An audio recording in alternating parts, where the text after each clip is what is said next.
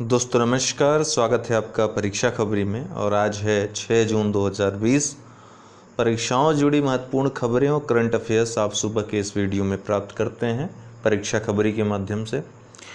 तो जो न्यूज़ है वो आप सबको पता है। सबसे पहली बात तो यूपीएससी ने अपना कैलेंडर जारी कर दिया 5 जून को। तो जो लॉक चल रहा था एग्ज़ाम्स पे वो लॉक अनलॉक हुआ और तमाम जो लोक सेवा आयोग हैं विभिन्न प्रदेशों के वो भी अपना जो निर्णय है परीक्षाओं से संबंधित वो लेने में तत्पर हो गए हैं। जिनमें लोक सेवा आयोग उत्तर प्रदेश ने भी कल 21 जून वाली परीक्षा तो टाल ही दी है, जो कि पहले से निश्चित था, इसमें कुछ नया नहीं है। लेकिन परीक्षा कैलेंडर पे कल चर्चा हुई। परीक्षा कैलेंडर के बारे में कल देर रात पता चला कि संसाधनों के बारे में कि परीक्षा किस तरह से कितनी परीक्षाएं कराई जा सकती हैं, कितना समय लगेगा, ये सब परीक्षा नियंत्रक महोदय से पूछा गया है। वो अपनी डिटेल देंगे कल या दे दिए होंगे। उसके आधार पे अध्यक्ष और जो सदस्य हैं वर्तमान में वो निर्णय लेंगे। बहुत जल्द आपके पास परीक्षा कैलेंडर नया आ जाएगा। कैलेंडर के बारे में एक अनुमान मैंने कल फेसबुक में बताया था कि ये हो सकता है कि डेट रखी जाए, और मेरी उम्मीद भी है कि कुछ उसी तरह आपको देखने को मिलेगा। क्रम में इधर उधर बदलाव हो सकता है, लेकिन आपके जो सबसे पहले परीक्षा होगी इंटरव्यू 2018 का तो होगा ही, साथ ही आपकी जो एपीओ की मेंस की परीक्षा है, पीसीएस 2019 मुख्य परीक्षा है, ये सब छोटी छोटी परीक्षाएं पहले हो जाएंगी। छोटी मतलब संख्या में छोटी जो परीक्षाएं हैं वो पहले हो जाएंगी। उसके बाद जो बड़ी परीक्षाएं हैं जिसमें संख्या ज़्यादा आएगी वो अगस्त के बाद अर्थात सितंबर लास्ट से वो शुरू होने की संभावना है। कोई भी अपडेट मिलेगी तो आपको अवश्य देंगे किसी भी माध्यम से, चाहे यहाँ पर दें चाहे एफबी पे दें, हर जगह जहाँ पर आप मौजूद हैं। वैसे मैं कोशिश करता हूँ कि बड़ी अपडेट मिले तो तुरंत वीडियोस पे बना दूँ, लाइव आ जाऊँगा, मैं बता दूँगा। चलिए फ़िलहाल करंट अफेयर्स देख लेते हैं। 6 जून को कोई महत्वपूर्ण दिवस तो है नहीं, लेकिन 5 जून को था, अर्थात कल था।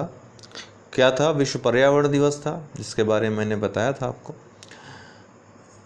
कल एक बहस का मुद्दा उसकी थीम बन गई थी। थीम को लेकर काफ़ी कन्फ्यूजन्स थी, अभी भी बहुत लोगों को है। इवन बड़ी बड़ी संस्थाओं को कन्फ्यूज़न है। कल आपने देखा होगा ट्विटर पे इसको लेकर के काफ़ी द्वंद्व हुआ 2 बड़ी संस्थाओं में। दरअसल होता क्या है कि जैसे 2019 में जब मनाया जाता है तो उसी दिन डिसाइड हो जाता है कि अगले वर्ष की थीम क्या होगी। जैसे इस वर्ष 2020 को अगले वर्ष की थीम डिसाइड हो गई होगी। तो जो पिछले वर्ष थीम डिसाइड हुई थी 2019 में, वो थीम थी सेलिब्रेट बायोडाइवर्सिटी, अर्थात जैव विविधता को मनाना या जैव विविधता का उत्सव। लेकिन कोविड-19 के चलते इसकी थीम इस बार चेंज कर दी गई, और चेंज होकर क्या हो गई? टाइम फॉर नेचर, प्रकृति के लिए समय, ये थीम हो गई। आप इसको एसडीजी की जो ऑफिशियल ब्लॉग है उस पर देख सकते हैं, आईयूसीएन की वेबसाइट पे भी इसको देख सकते हैं आप। तो विषय को, सब्जेक्ट को चेंज करके टाइम फॉर नेचर कर दिया गया, प्रकृति के लिए समय कर दिया गया। ठीक है ना? जो पीआईबी का जो लोग हवाला दे रहे हैं वो पिछले वर्ष का है, ठीक है, कि इस बार जो मनाया जाएगा, लेकिन अब चेंज हो गया तो पीआईबी ने उसको अपडेट कल नहीं किया था। बाकी जो महत्वपूर्ण अखबार हैं, द हिंदू है, जनसत्ता, सब में आपको टाइम फॉर नेचर मिल जाएगा। एनडीटीवी के भी ब्लॉग पे टाइम फॉर नेचर ही दिया हुआ है। तमाम जो है आपको ऑफिशियल वेबसाइट, अब कई लोगों ने अपडेट भी कर दिया, गलत दे रखा था फिर से सही कर दिया। तो ये दिक्कत इस वजह से हुई थी। सही दोनों थे, लेकिन चेंज चूँकि हो गया इसलिए वो मिस्टेक अभी भी बनी हुई, काफ़ी लोगों ने अभी भी अपडेट नहीं किया उसको। तो चलिए करंट अफेयर्स देख लेते हैं। विमल जुल्का समिति, ये पूछा जा सकता है वन लाइनर क्वेश्चन। विमल जुल्का समिति तो फिल्मी मीडिया को तर्कसंगत बनाने हेतु सुझाव देने के लिए, किसको? फिल्मी मीडिया को तर्कसंगत कैसे किया जाए, यह सुझाव देने के लिए विमल जुल्का की अध्यक्षता में समिति बनाई गई है। तो ये समिति आपको या तो मिलान करने के लिए या वन लाइनर में पूछ सकता है।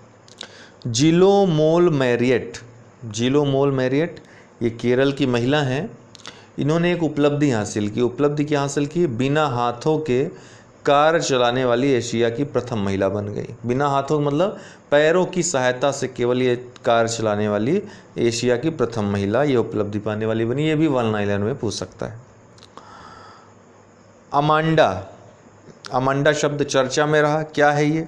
तो सबसे पहली बात तो तूफान है। ये कहाँ पर आया? मध्य अमेरिका में आया। ये मध्य अमेरिका क्या है? आइए हम आपको आज मध्य अमेरिका, लैटिन अमेरिका और एंग्लो अमेरिका में अंतर बताते हैं कि क्या अंतर है इन तीनों शब्दावलियों में। देखिए, उत्तर अमेरिका महाद्वीप में जो निचला भाग है उसका बेलीज से शुरू होकर, अर्थात मैक्सिको के नीचे वाला Belize, Guatemala, Honduras, El Salvador, Nicaragua, Costa Rica और पनामा, ये 7 देश हैं। ये 7 कंट्रीज़ को ही सम्मिलित रूप से मध्य अमेरिका या सेंट्रल अमेरिका कहा जाता है। वैसे यदि अमेरिका महाद्वीप को देखें, ये रहा नॉर्थ अमेरिका महाद्वीप जिसमें कनाडा है, यूएसए है, मैक्सिको है और ये 7 कंट्रीज़ हैं जिसको आपने मध्य अमेरिका कहा। भौगोलिक रूप से इनका डिवीज़न 2 महाद्वीपों में हुआ है, उत्तर अमेरिका और दक्षिण अमेरिका। दक्षिण अमेरिका ये रहा, ये दक्षिण अमेरिका है। ये भौगोलिक रूप से विभाजन है इनका, लेकिन भाषाई रूप से विभाजन किया गया है इनका। अगर भाषा के रूप में देखें तो 2 भागों में इनको विभक्त किया गया है, एंग्लो अमेरिका और लैटिन अमेरिका। ये भाषा के आधार पे है, अर्थात ये कनाडा वाला धाब यहाँ तो आपका जो है अलास्का है, यूएसए का ही भाग है। तो अलास्का से लेकर के मैक्सिको के ऊपर अर्थात यूनाइटेड स्टेट तक का जो भाग है ये इंग्लिश भाषी लोग ज़्यादा होते हैं, इसको एंग्लो अमेरिका कहा जाता है। ठीक है। और मैक्सिको से लेकर के ये पूरा दक्षिण अमेरिका तक का भाग, कैरेबियन सी को लेते हुए ये लैटिन अमेरिका कहा जाता है। इसमें आपका क्यूबा भी आता है, कैरेबियन सी के जो देश हैं वो भी आते हैं, ये लैटिन अमेरिका कहा जाता है। आपको क्लियर हो गया होगा। लेकिन ये जो मध्य अमेरिका है या सेंट्रल अमेरिका है, ये 7 कंट्रीज़ हैं, ऐसी कंट्रीज़ हैं जो उत्तर अमेरिका और दक्षिण अमेरिका को जोड़ती हैं, एक पतले सकरे भाग से के माध्यम से जोड़ती हैं। इसको सेंट्रल अमेरिका, मध्य अमेरिका कहा जाता है। ये भी एक भौगोलिक विभाजन है, ये। तो इसकी जो स्थिति है याद रखिएगा, ये पूर्व में आपको कैरेबियन सी दिख रहा है, ठीक इसके दक्षिण में देखें तो कोलंबिया देश है जो कि दक्षिण अमेरिका का है। ठीक है। आपको ये पश्चिम से लेकर दक्षिण तक फैला हुआ प्रशांत महासागर दिख जाएगा। ठीक। और कैरेबियन सी इसके पूर्व में है ही। गल्फ ऑफ मैक्सिको की खाड़ी इसके उत्तर में है। ठीक। तो इतनी चीज़ें आपको याद रखनी है। उम्मीद है कि आपको इस छोटे से विश्लेषण से समझ में आ गया होगा इस पूरे भूभाग के बारे में।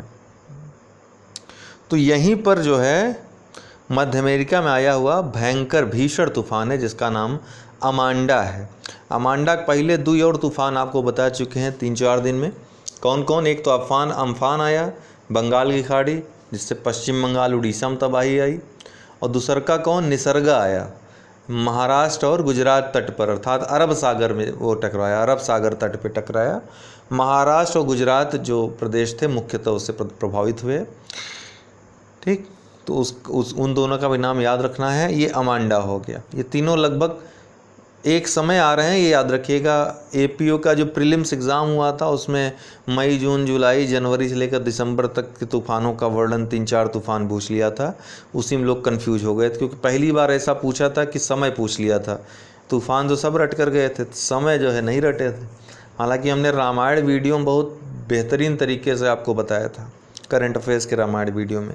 एक बात बता दूं कि आज शाम 4 बजे स्पेशल क्लास है हमारी अनअकैडमी ऐप पे, लर्निंग ऐप पे स्पेशल क्लास है करंट अफेयर्स की। आप वो 4 बजे वाला वीडियो देखिएगा, थोड़ा सा क्या हो जाएगा, रमा हो जाएगा, मतलब रिवीजन हो जाएगा।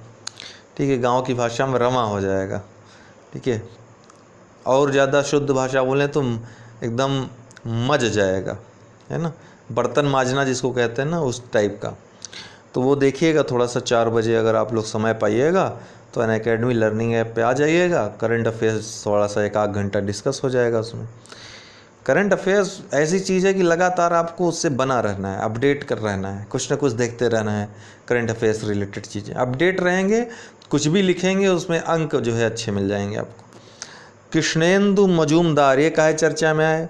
तो बाफ्टा के पहले भारतीय अध्यक्ष बन गए हैं ये। तो पहले भारतीय और पहले अश्वेत अध्यक्ष भी बने हैं। अभी तक ब्रिटिशर्स ही होते थे इसके अध्यक्ष। तो बाफ्टा है क्या? तो बाफ्टा दोस्तों ये ब्रिटिश एकेडमी फिल्म्स अवार्ड, इसको क्या कहते हैं? British academy film award. पहले टेलीविज़न जुड़ा हुआ था, लेकिन अभी टेलीविज़न नहीं जुड़ा है इसके नाम के सामने। फिल्म एंड टेलीविज़न अवार्ड था पहले नाम, अब हो गया ब्रिटिश एकेडमी फिल्म्स अवार्ड, इसका नाम हो गया है। इसके जो अध्यक्ष बने हैं कृष्णेंदु मजूमदार बने हैं, भारत के हैं। ट्यूलिप कार्यक्रम ये क्या है? इसका फुल फॉर्म है the urban learning internship programme. The urban learning internship programme, इसका उद्देश्य क्या है? ये शुरू किया गया भारत सरकार के द्वारा शहरी क्षेत्रों में, अर्थात जो शहर हैं और स्मार्ट शहर हैं और जो छोटे शहर हैं उनमें नए स्नातक जो होंगे उनको अनुभवात्मक सीखने का अवसर प्रदान करने के लिए, इंटर्नशिप प्रदान करने के लिए ये ट्यूलिप कार्यक्रम जो है चलाया गया है।